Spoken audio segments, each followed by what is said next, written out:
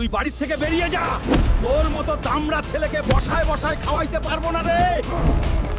এখনই বেরিয়ে যা। তুই যাস নে বাপ, তোর বাপ রাগের মাথায় কি বলেছে ভুলে যা। তুমি আমাকে ছেড়ে দাও মা, প্রতিষ্ঠিত হয়েই বাড়ি ফিরবো। আজ কোনো ইনকাম করি না বলে বাবা অপমান করে বাড়ি থেকে বের করে দিল। আমাকে কিছু একটা করেই বাড়ি ফিরতে হবে।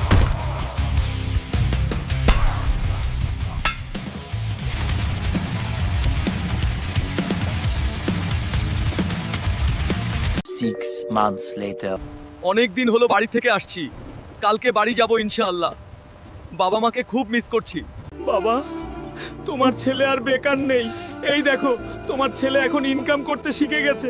শোন বাপ, সব বাবা মা চায় তাদের সন্তান ইনকাম করুক, কারণ টাকা ছাড়া এই সমাজে কেউ দাম দেয় না। দোয়া করি তুই অনেক বড় হ। বন্ধুরা, রাসেলের ভিডিওটা আপনাদের কাছে কেমন লাগলো জানাতে ভুলে না কিন্তু। পারলে ভিডিওটা শেয়ার করে দিও।